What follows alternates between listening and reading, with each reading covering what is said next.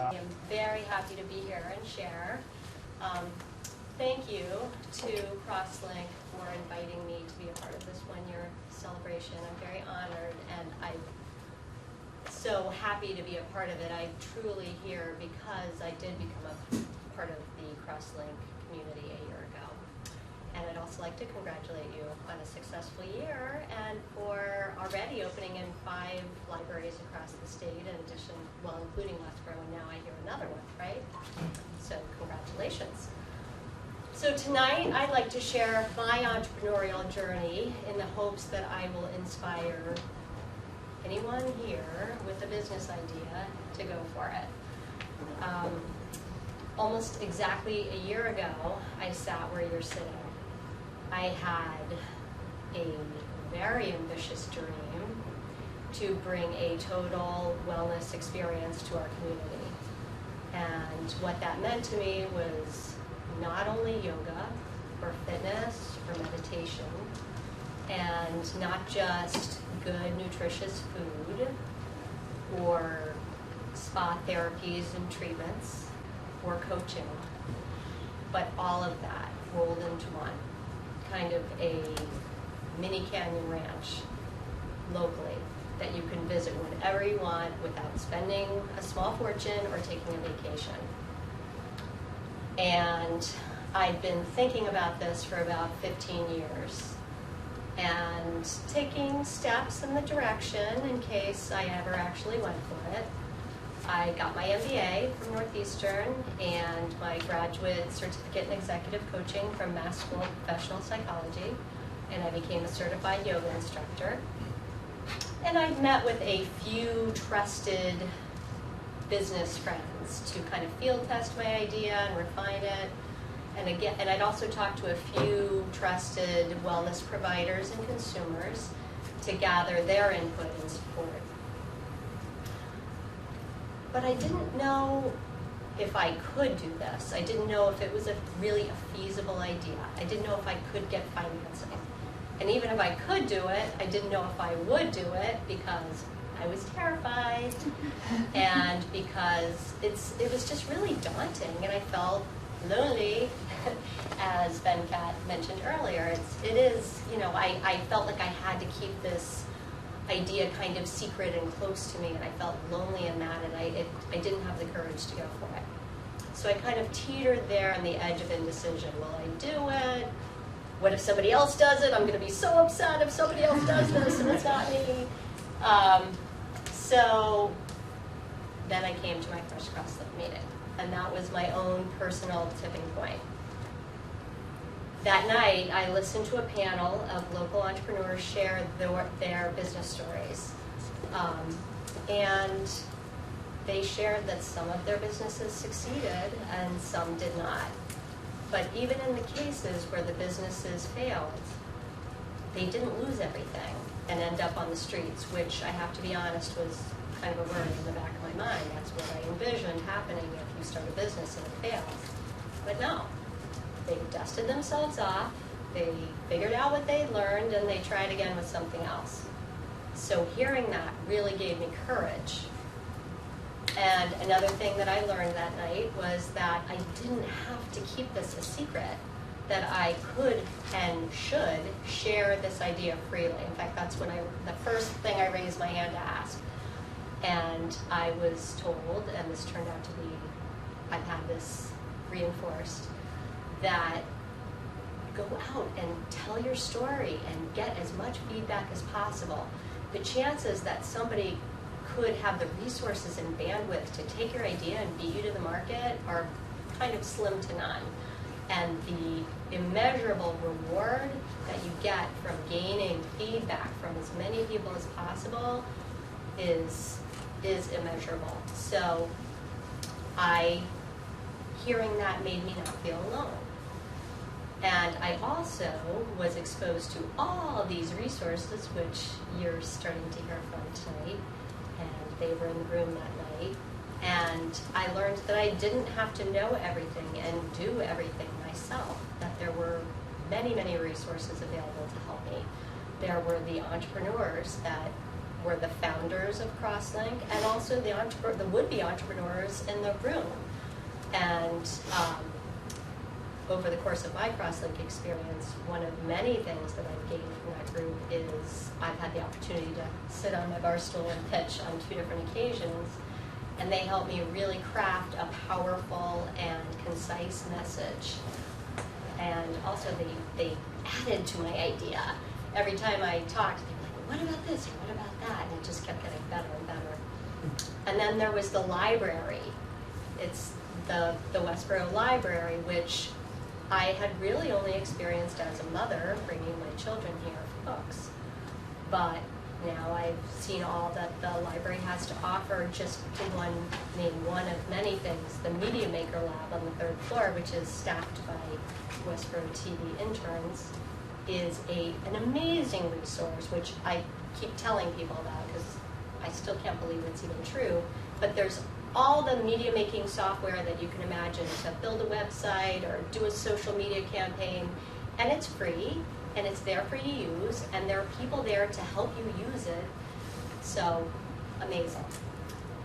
There were also, Francisco was there that night from the Economic Development Committee, and that had, everything he said is true. He has reached out to me and helped me on the property end of things and about signage most recently, so that's a wonderful resource.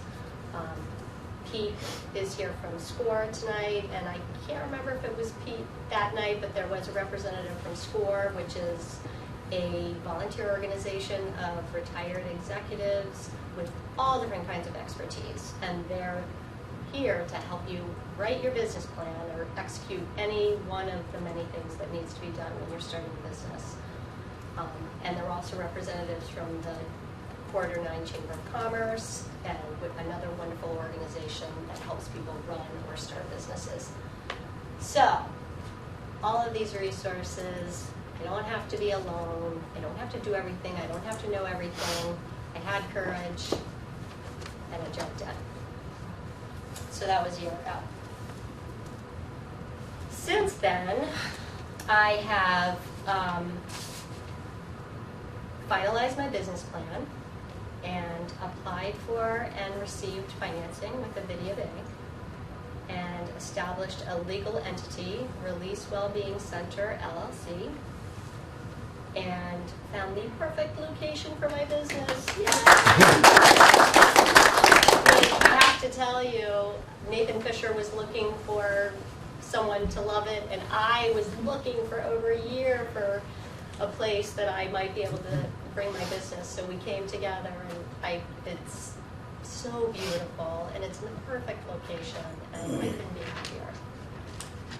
And I also have kind of fleshed out my product and services offerings. So to tell you what will be at Release. True to my original vision, it will have everything.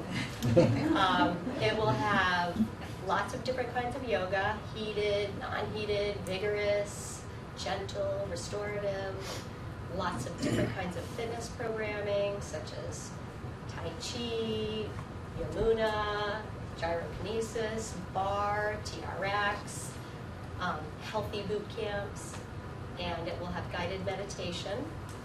And there will also be a kind of a spa aspect where there will be treatment rooms for massages and facials of lots of different varieties, and Reiki, reflexology, acupuncture, and lots of other energy healing treatments.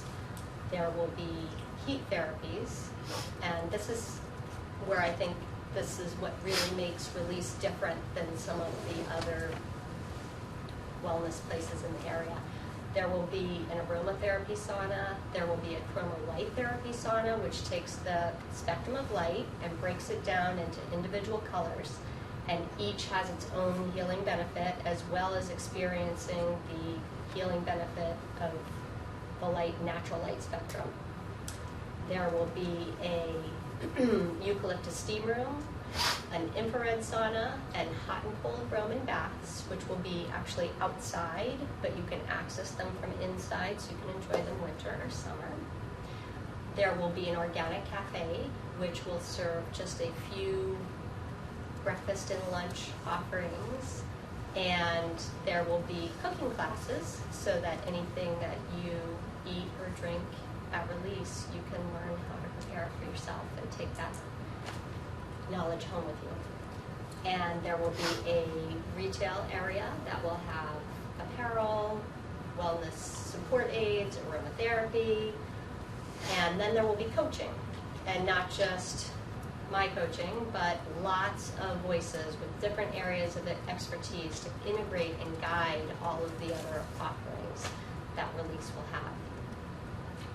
So the mission of all of this is to help customers, anybody who comes through the door, to truly release bad habits, toxins, stress, pain, tightness, negativity, judgment, anything that you're holding that's getting in the way of optimal well-being. So that's what we're hoping to accomplish there. So that's where I am in the process now. What I'm working on. I'm working on finalizing my acquisition from the town of Westboro to purchase the Nathan Fisher House and the surrounding property, and finalizing my site plan for Release, which includes renovating the Nathan Fisher House and bringing it back to its beautiful grandeur. And I'm adding a 7,000 square foot structure on the back, not attached to Nathan Fisher, but behind it. And also there'll be an outdoor workout and meditation garden space that is part of the site plan. And then also I'm actually, so the property is 3.3 acres, and I'm going to have 2 acres of that for Release. And then Todd Alexander, who's a local commercial broker and developer, he is going to bring in a restaurant retail space and hoping to attract a farm-to-table restaurant there and some other complementary businesses, so that we'll have walkways that connect us, and we'll all be together. I'm also working on the floor plans, so what will happen in the Nathan Fisher House and what will happen in the new building.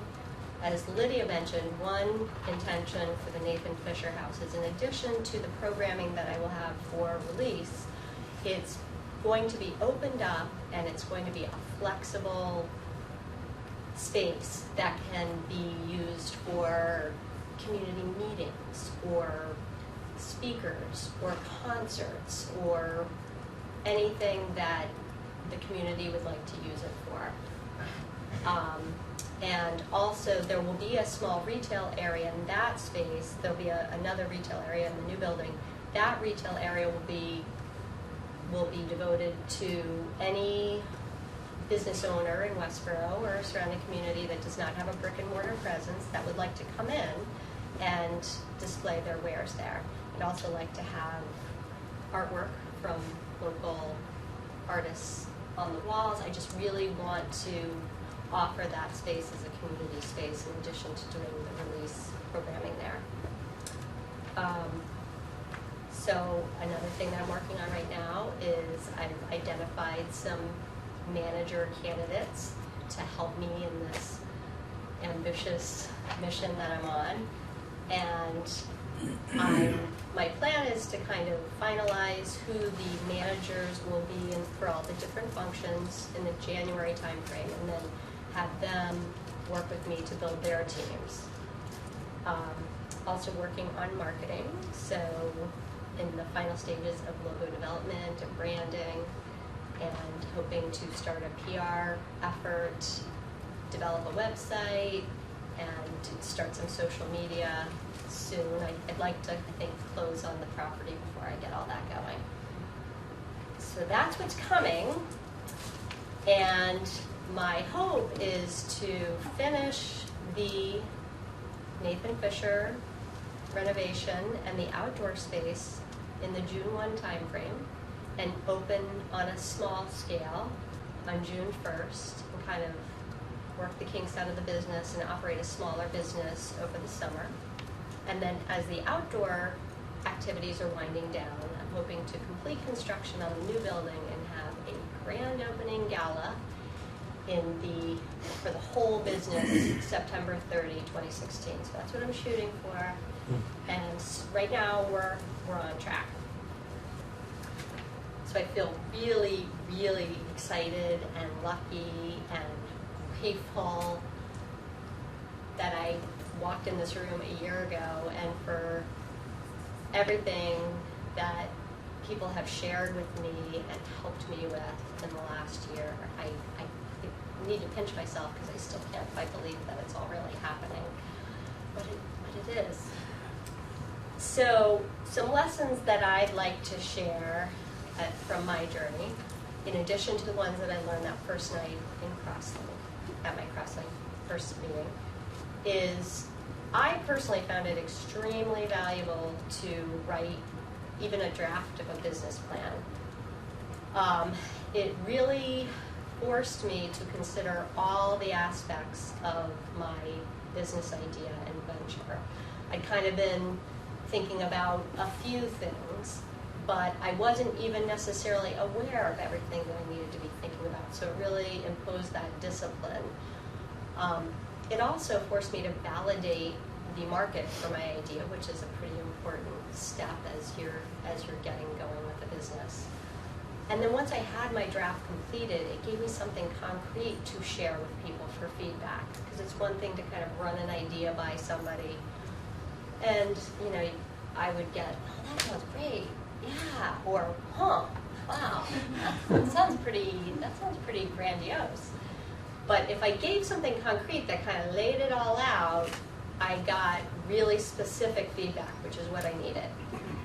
And at the end of the day, the finance people are going to want you to have a plan, so you're going to need to do it anyway. But doing it early kind of guides the process. Another really wonderful thing for me was that I formed a group of informal advisors that I meet with every 6 weeks, and it includes a couple of business people, financial people, marketing people, somebody from the industry, kind of my own little entrepreneur that I can meet with every 6 weeks. And it's such a wonderful sounding board. And I enter those meetings with, we have an agenda, and that is covered and then some, but then also new things come up as part of our discussions. I don't even know everything that I'm going to learn in those meetings, and it just keeps me right on course and moving forward. And then the last thing is, and it kind of dovetails with the informal board of advisors, is that I need to listen to them and to my gut, because obstacles come up. And some of them, most of them I can push through, I should push through. I just need some reinforcement. And some of them I shouldn't. I'm just force-fitting something. So I kind of did that a little bit in the beginning with one of the properties I looked at most specifically, and I wanted to make that work, and I got hung up there for a while. But so I would encourage you to listen to the strategic network that you put into place, and also really to tune into your gut instinct instead of just what you want to believe to be true. So in closing, I would like to share a quote from Steve Jobs, which is, "The ones that are crazy enough to think that they can change the world are the ones that do." So I hope you'll be that crazy. Thank you.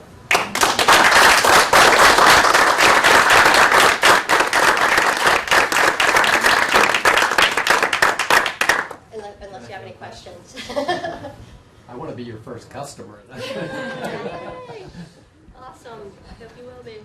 So I've got a question. There's Sure. lots of innovative business model work being done in the health space, like ClassPass and SoulCycle. Have you factored any of that into your thinking at all? What do you mean with regards to what? So ClassPass, for instance, in New York City, maybe San Francisco, is a subscription service that people have where they can buy, for $20, they can go to a number of classes at a number of different gyms. So you really don't have to be a member of any particular gym. And then SoulCycle is, depending on who you ask, a cult that is going for an IPO. That one I know. And so there's a lot of really innovative thinking in this space. And There is. so I'm wondering how that figures into your business model, or did you just go for standard cookie cutter? Not that that's a bad thing, but that it's a reliable analysis of the market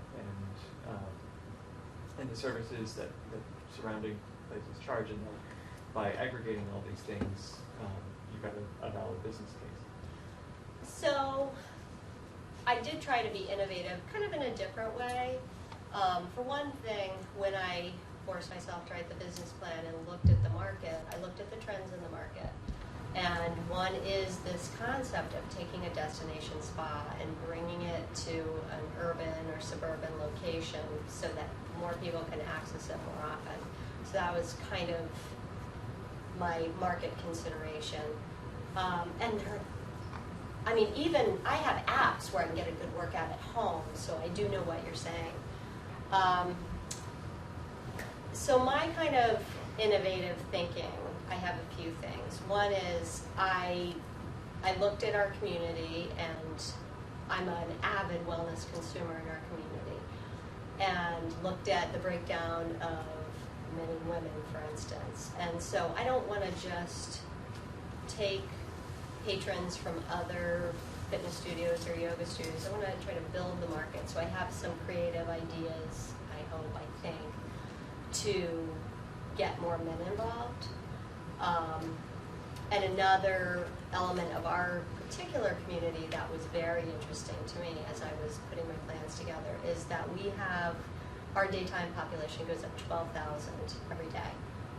And a lot of those folks are in the business and office parks right off of 495. And they have nowhere to go. They are completely underserved. So you'll see at lunchtime people just kind of walking around with their Fitbits because they're getting compensated by their organizations to take care of themselves, to attend a certain number of classes, or seminars, to take a certain number of steps per day. But they really don't have anywhere to go. A few of them have made an agreement with the DoubleTree where they can go work out in a little closet there. But one idea that I have is to, first of all, I can bring my offerings to them. I can bring coaching. I can bring chair massage. I can bring fitness classes. I can bring yoga classes.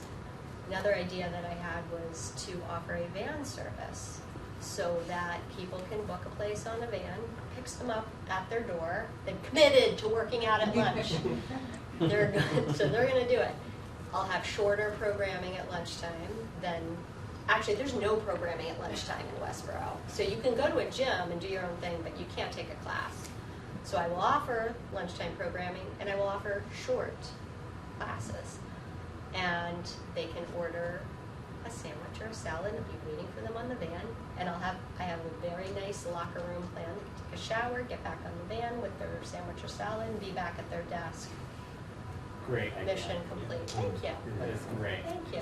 And then also a creative idea, I hope, is that because they're going to be shorter classes and longer classes, instead of offering punch cards, I want to offer time cards so that if you take a 30-minute class, you get 30 minutes taken off your card, not a class, so that you don't feel shortchanged because you didn't get to take a 90-minute class because you didn't have time.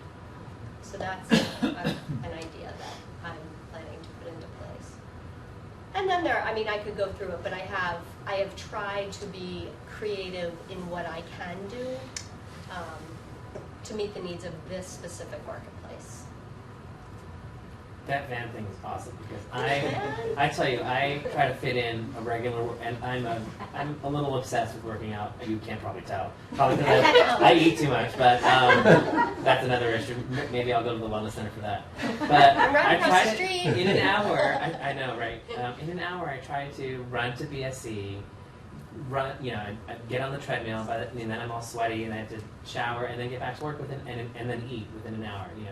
It doesn't make sense. And if you could fit that in somewhere, oh my gosh, I'm gonna try it. I mean, I have a. That's one element of a corporate strategy, sales strategy that I put together. So early spring, I'm gonna start to go meet with them, and hopefully that'll have some traction. I would have liked it back in the day when I sat at a desk. So. Can I ask a question? Oh, of course. So I wanted to speak a little bit about how you knew the Nathan Fisher House was the place for you, because you've seen a couple different sites, and I know that we spoke about you seeing locations in other towns, and I was trying to capture your marketing, your idea before you went somewhere else. And so, how did you know that Nathan Fisher House was the place for you? And when you saw it, did you say, "Oh my God"? Because the Nathan, it's a little rundown. It's going to need some Well, it work. hasn't been occupied since 1972. It needs some love, but I actually never really questioned it. I mean, I got an email from Todd Alexander, who was working with me as my commercial broker, telling me that the RFP was out, and I was so excited. So we went, and even before, I'd driven by it. As soon as I got the email from him, I was driving up and down Oak Street, and I couldn't figure out which one it was, because it's really on Route 9, which is fabulous. So I was looking at all the other dilapidated buildings on Oak Street, and I was like, oh no. But then when I figured out that it was Nathan Fisher, I was like, wow. And I was texting Todd and saying, oh my gosh, we gotta go for this. And then we did the tour. It's beautiful inside. I think fireplaces, and there's some brickwork, and the wide pine floors, and you walk into Penta and you see a building from the same era that's been restored, and you can see what it can become.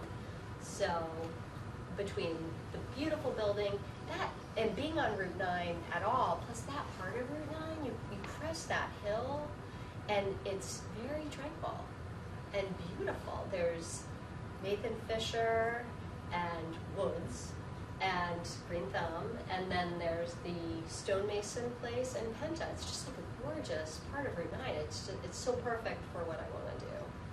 So it seemed like a no-brainer. You probably already addressed, but I may be lost. Where exactly is the site? Oh gosh, I don't think I did, so thank you for asking that. If you are on Route 9 West and you pass Route 9, you pass Green Thumb, the Green Thumb, Green right? Thumb, yeah. And that's kind of at the top of the hill.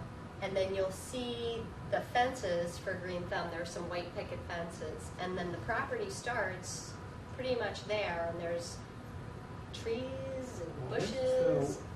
And then you pass this wooded area, and then it's right there. It's right next to Route 9. But it's quiet. It's a quiet presence right now.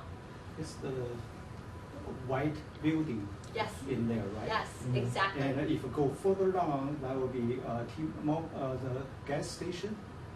Well, you pass Park, you'll pass Park Street, and then I don't think there's a gas station there. Gas station's before it. It's before it, that's right, because it's part of Green Thumb, I think, right? So it's on the Route 9 north, Yes. right? Yes, Yeah. yes, Oh, okay. yes. Yeah. I'll show you a picture when we're done. But I I have. have not started yet, right? No.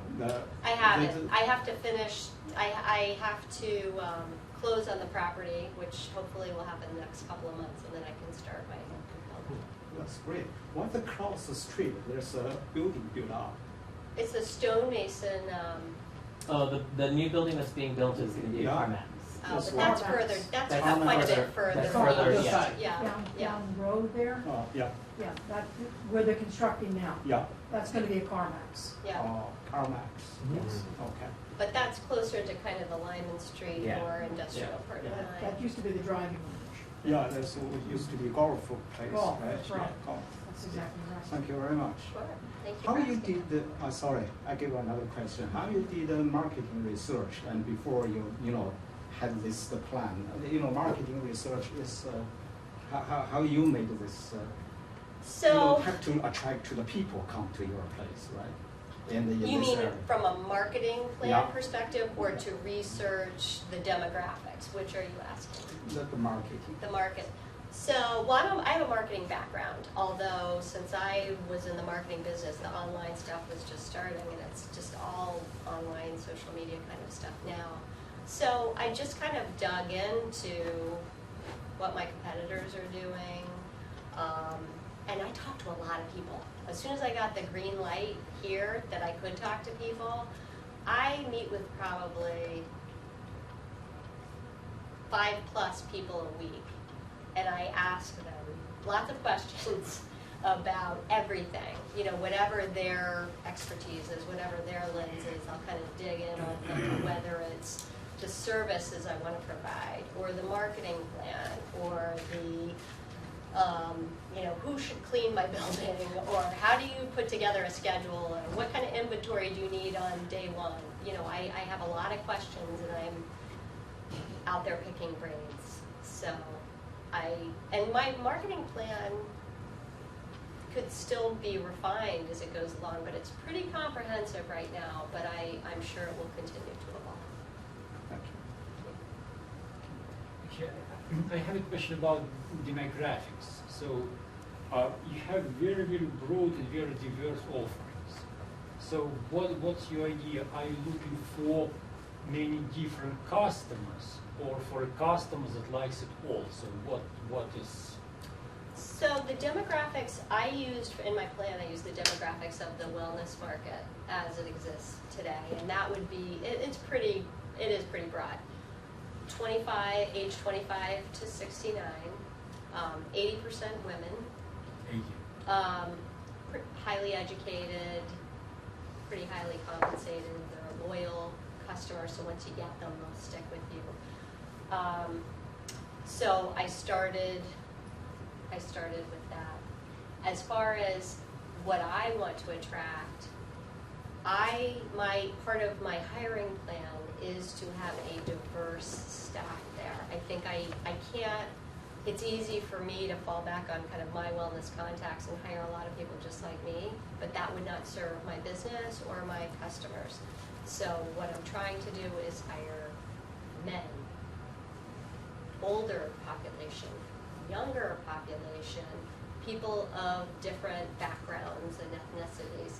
So I think by having managers, class instructors, providers of, you know, massage therapy or facials or what have you, with a diverse set of providers, that will help me keep it, you know, be able to attract lots of different types of people. And as far as what they'll do there, there might be people who jump in, I want to do it all. I kind of envision people will have a reason to go. I want to take this kind of yoga class.